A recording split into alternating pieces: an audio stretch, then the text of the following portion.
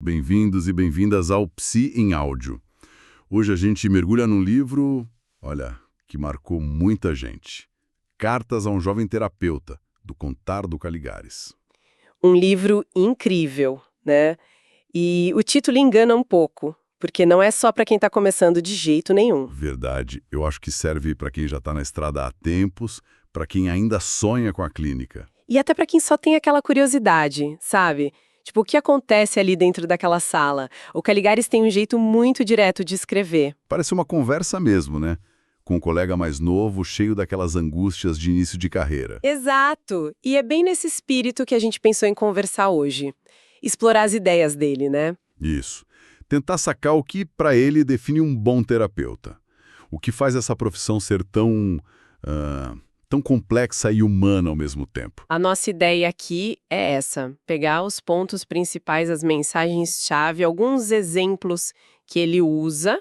E trazer de um jeito bem tranquilo, acessível para todo mundo que está ouvindo. Ótimo começo, porque ele já começa assim, quebrando algumas ideias feitas, né? Logo na primeira carta. A da vocação. Essa mesma. Ele pergunta: existe um perfil para ser terapeuta?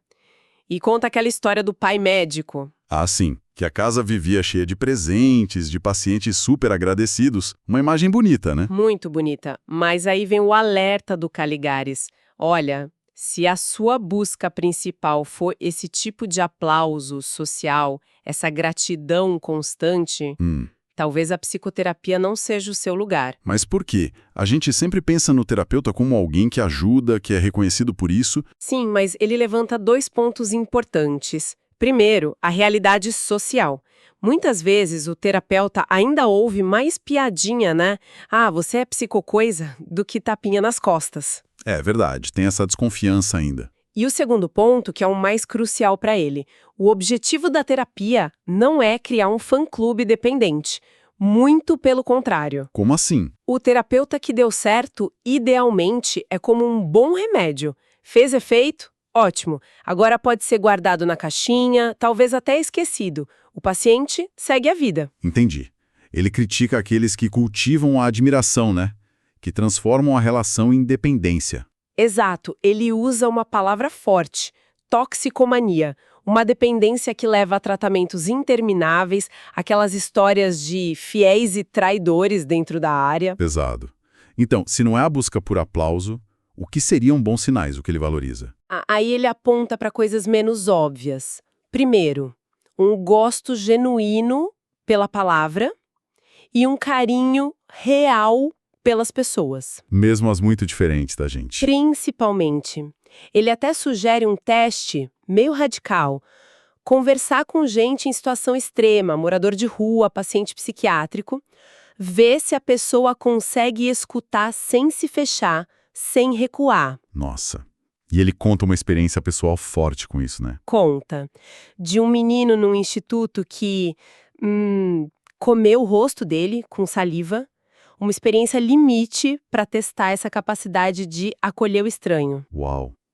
E além disso, gosto pela palavra, carinho. Uma curiosidade imensa pela experiência humana, mas com um mínimo de preconceito, de julgamento moral prévio. Não é que não possa ter valores, mas Exato. Ter convicções é normal. O problema é usar um carimbo externo de certo e errado para julgar a vida do paciente. O bem e o mal se decidem ali, naquela história única, complexa. faz todo sentido. E ele fala também da importância do próprio terapeuta ter ralado um pouco, né? Ter lidado com o próprio sofrimento. Fundamental. Ele diz que a formação principal, na verdade, exige que o futuro terapeuta passe pela própria análise, pela própria terapia. Certo. E funciona muito melhor, ele acha, se isso for motivado por um sofrimento real, sabe? Não só para cumprir tabela, para ter o diploma. Ter sentido na pele que funciona. E isso dá uma confiança no processo, uma fé, como ele diz, que segura a onda naqueles momentos difíceis com pacientes que, puxa, parece que não saem do lugar. E ele ainda fala de uma certa estranheza do terapeuta, né? Que não ser normalzinho pode ser bom. Totalmente. Ele prefere terapeutas que não sejam cartões postais do conformismo, que tenham suas próprias questões, suas batalhas, Talvez isso até conecte melhor com a dor do outro. Isso me lembrou a última carta, quando ele fala que o terapeuta não tem que ser um modelo de normalidade. Isso, mas sim alguém que tenta viver perto do próprio desejo, que dá o exemplo da coragem de desejar, mesmo com todas as dificuldades. Bem diferente daquela imagem do terapeuta zen, né? Muito. E essa coragem inclui saber os limites. Na segunda carta, ele responde umas perguntas bem espinhosas. Ah, sim. Os 4 bilhetes. Perguntas diretas. Tipo, atenderia um paciente que te causa muita repulsa? E aí? Ele dá o exemplo do descendente do zumbi atendendo um racista.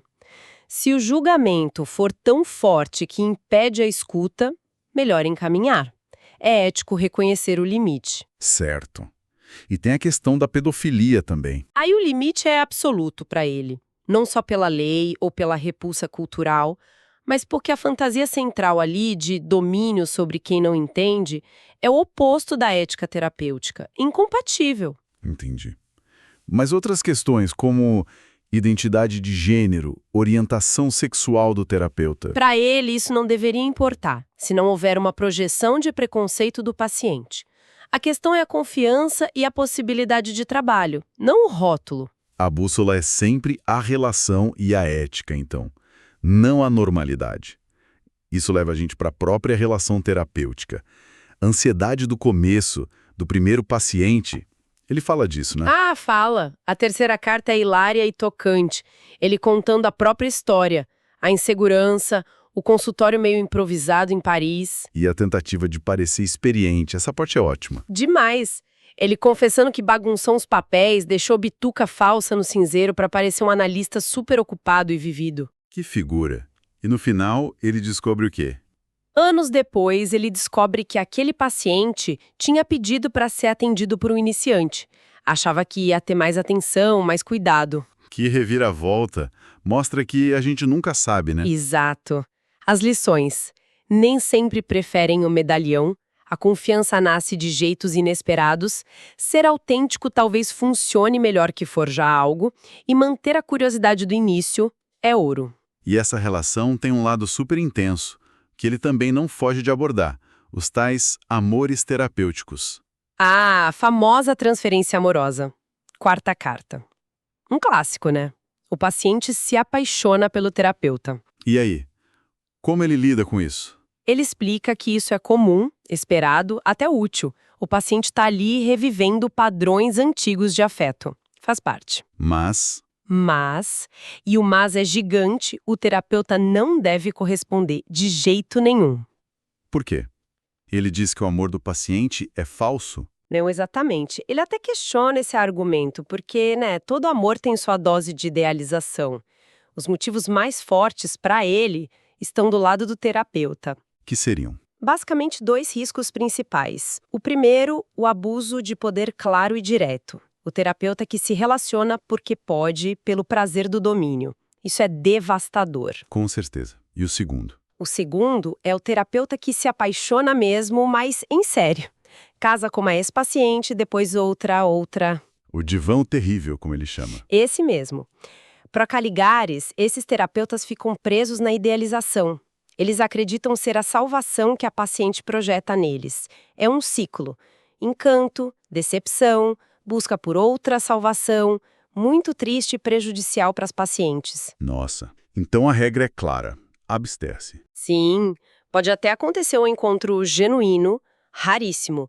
Mas se começar a repetir, esse terapeuta precisa urgentemente voltar para a análise.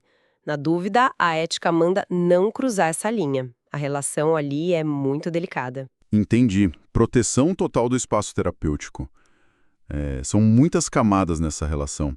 E olha, para quem está ouvindo a gente, curtindo essa exploração das ideias do Caligares, Se está sendo útil, interessante, deixa um like, uma avaliação aí na sua plataforma. Isso ajuda muito a gente a continuar trazendo essas conversas aqui no Psi em Áudio. Dá uma força pro nosso trabalho. com certeza. E toda essa complexidade levanta a pergunta, mas como alguém se prepara para isso tudo? Como vira terapeuta? Quinta carta. Formação. E aí ele surpreende de novo, né? Faculdade de Psicologia. Medicina com Psiquiatria.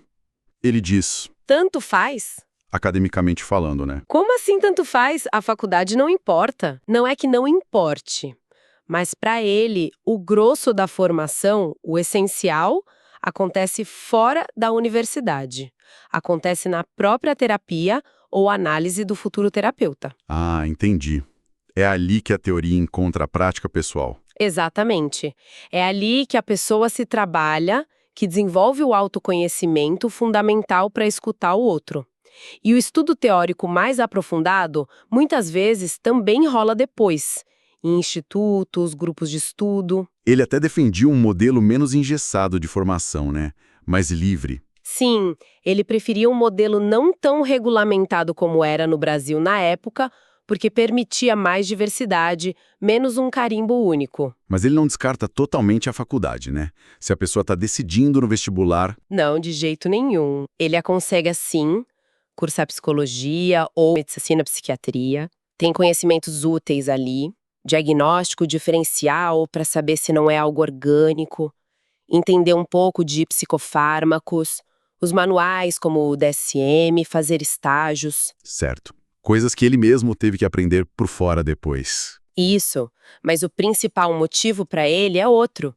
A variedade da universidade, ter contato com várias linhas ajuda a evitar o dogmatismo, evitar ficar preso numa única igrejinha. Faz sentido. Lembrar que o compromisso final é com o paciente, não com a teoria X ou Y. Exato, e essa crítica ao dogmatismo, a esse fechamento das escolas, aparece forte em outras cartas também. Principalmente quando ele fala da ideia de cura, né? E de como conseguir pacientes. Cartas 6 e 7. Isso mesmo, ele explica a resistência que existia, especialmente na psicanálise francesa dos anos 60, 70, com a palavra terapia ou cura. Tinha uma razão para isso, né? Tinha. Freud já alertava para não ter pressa de tirar os sintomas sem entender a causa. E a cura em psicanálise não é voltar ao normal, é uma transformação. A pessoa sai diferente. Ok, isso faz sentido. Mas tinha mais coisa aí, né? Tinha um contexto cultural forte.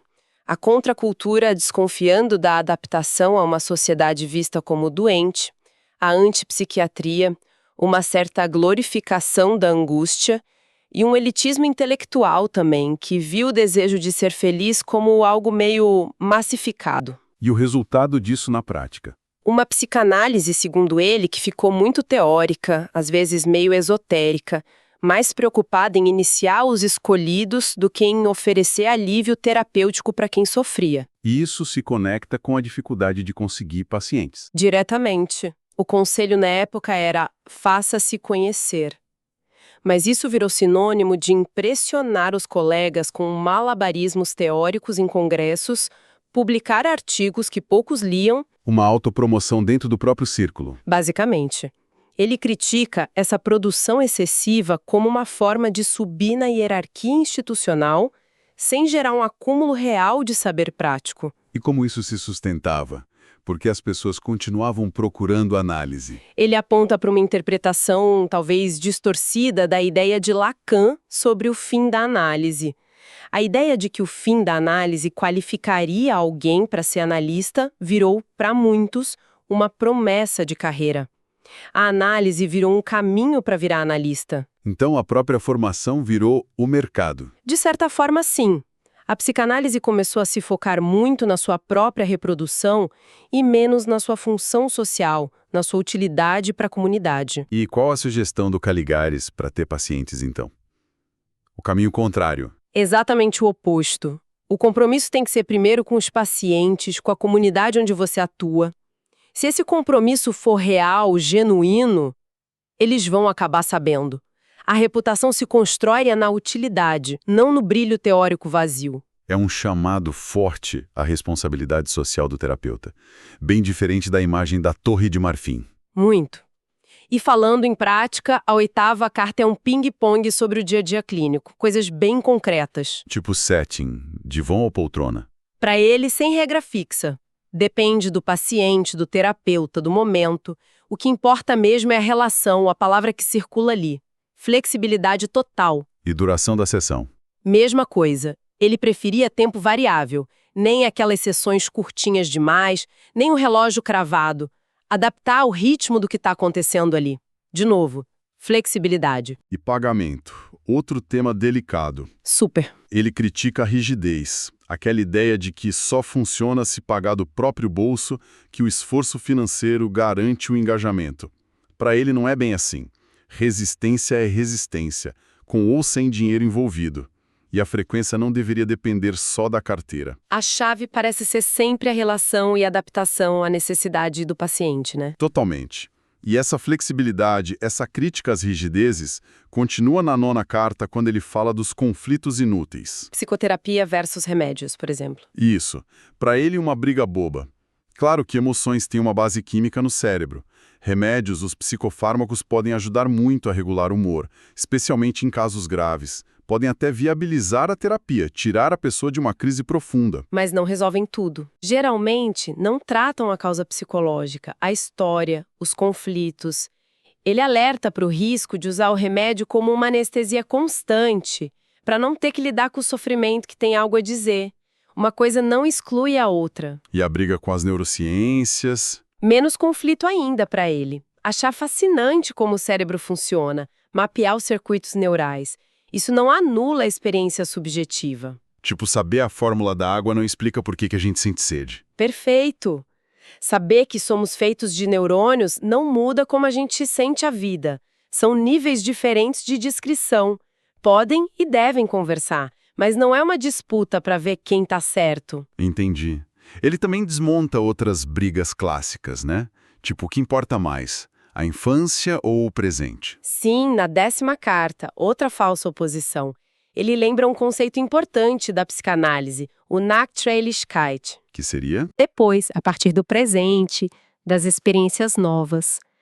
A infância é crucial, claro, mas porque o presente ressoa com ela, não porque ela determine tudo de forma mecânica. E a outra briga. A culpa é minha ou é do mundo? Causas internas versus externas. Outro conflito inútil para ele. Somos seres sociais. Somos moldados pelo contexto, pela cultura. Ele cita Fernando Pessoa. O mundo exterior é uma realidade interior. E Lacan, o inconsciente é o discurso do outro, do coletivo. Então o terapeuta precisa ter um olhar para o social também. Precisa entender como as pressões, as normas, as dificuldades do mundo lá fora impactam o sofrimento individual. Não dá para isolar a pessoa do contexto dela. É uma visão bem mais ampla, integradora. Recusa as caixinhas fáceis. E para fechar o livro, a última carta, que mais? O que ele traz ali? Volta aquela ideia do terapeuta não ser um modelo de perfeição. A responsabilidade não é ser normal. Mas sim. Viver o mais próximo possível do próprio desejo.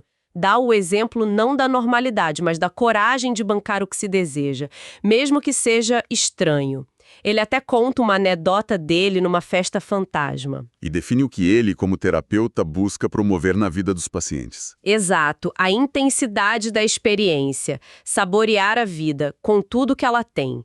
Dores, alegrias, dúvidas, sem anestesia, sem fugir. E o que ele combate? As estratégias, principalmente as coletivas que a gente usa para fugir da subjetividade, da incerteza, da pergunta sobre o desejo. Porque essas fugas, para ele, diminuem a potência, a intensidade da vida. E a recomendação final dele? Aquela frase curta e forte. Avance desarmado. Que para mim resume muito do espírito do livro. Humildade. Como assim desarmado? Sem a armadura da técnica imposta, do saber absoluto. Aceitar começar do ponto onde o paciente está.